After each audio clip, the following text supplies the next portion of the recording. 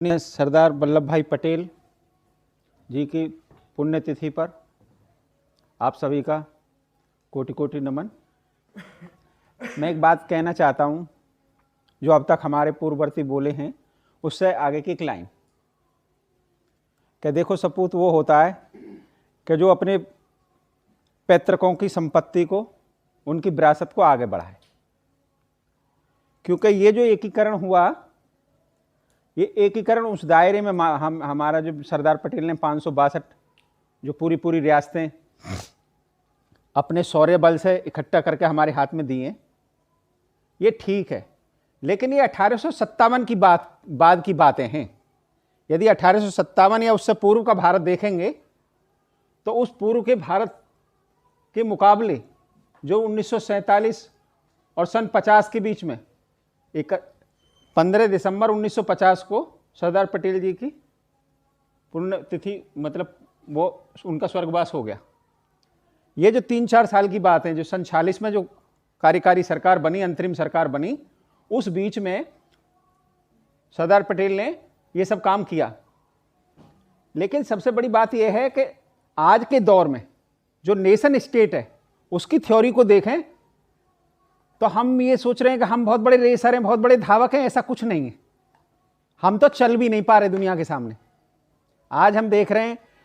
कि 1857 सन 1947 1945 जो द्वितीय विश्व युद्ध 1945 के बाद समाप्त हुआ, उसके बाद जर्मनी एक हो गया, वियतनाम एक हो गया, कोरिया एक होने जा रहा है, और पूरा यूरोप आपस में, कभी भारत पाकिस्तान में या चीन भारत में कभी इतनी बड़ी लड़ाइयाँ नहीं हुई जितनी फ्रांस और इंग्लैंड के बीच में, और जर्मन फ्रांस के बीच में, और जर्मन इंग्लैंड के बीच में हुई है, या रसिया और यूरोप के बीच में हुई है। हमारे जो 15 हिस्सा हुए 1857 के बाद, आज हम इन महान पुरुषों के यदि सच्चे संतान हैं और इनके मार्ग पर चलने वाले लोग हैं, तो हमारा प्रयत्न ये होना चाहिए कि भारत के जो 15 टुकड़ा हैं, 3-4 टुकड़ा तो वो सभी जानते हैं, पाकिस्तान है, बांग्लादेश है, श्रीलंका है, बर्मा है, अफगानिस्तान है, तिब्बत है, और ढेर सारे उधर इंडोनेशिया है, बहुत ये जो ढेर सारे हिस्सा है, ईरान है, यमन है, ये सारे के सारे, सिंगापुर है, मलेशिया, ये सारे के सारे जो हिस्सा हैं, इनको सबको एक करना आज हमारे सामने, कि हम जो पूरा दक्षिणी एशिया है कम से कम, इसको यदि एक कर लेते हैं तो हम समझते हैं कि अपने इन महापुरुषों के लिए बहुत बड़ी श्रद्धांजलि होगी। एक बात और मैं बताना चाहता हूं कि सरदार पटेल यदि कुछ कर रहे थे ना,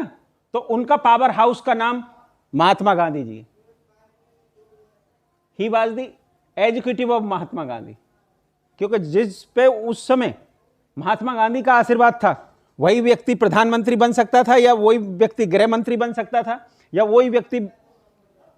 विदेश मंत्री बन सकता था, वही व्यक्ति संविधान का रचयिता डॉक्टर अंबेडकर बन सकते थे। डॉक्टर अंबेडकर को डॉक्टर अंबेडकर बनाने वाले यदि उनके गुरु अंबेडकर थे, तो बाद में यदि अंबेडकर बनाने वाले, विश्व का तारा बनाने वाले महात्मा गांधी जी थे, और महामना मालवीय जी थे। जो पूना पैक्ट हुआ 1931 के अंदर, बहुत कम लोगों को मालूम है कि उस पर महात्मा गांधी के साइन नहीं है। पूना पैक्ट पे, पूना पैक्ट पे पूजनीय बाबा साहब डॉक्टर अंबेडकर के साइन है और पंडित मदन मोहन मालवीय जी के साइन है। और केवल इतना ही नहीं, यदि दलितों के जीवन के मामले में यदि किसी ने बहुत बड़ा सकारात्मक परिवर्तन किया है, तो पंडित मदन मोहन मालवीय जी, जो कांग्रेस के कई बार अध्यक्ष रहे, उन्होंने बाबू जगजीवन राम को किसी विद्यालय में वो भाषण देने गए थे, मालवीय जी, वहां उन्हें एक छोटा सा बच्चा 5वीं क्लास में पढ़ने वाले मिले, और उनको एक बड़ा स्टेट्समैन बनाने में, एक राजनेता, राजपुरुष बनाने में उस महान आत्मा, महान मालवीय जी का ही सबसे बड़ा हाथ था। ये इतिहास है। तो आज हमारा ये है कि हम ये नहीं केवल भौतिक तौर पे कुछ सड़कें बना दें, कुछ ये बना दें। अभी जो बात भाई साहब ने कही कि हम लद्दाख में सड़कें बना रहे हैं, ये युद्ध नीति और रणनीति के मामले में बिल्कुल गलत है कि जब दुश्मन मौके पे हो तो वहां सड़कें और पुल तोड़ देने चाहिए, बनाने नहीं चाहिए। चीन जैसा शत्रु राष्ट्र वहां मौके पे हो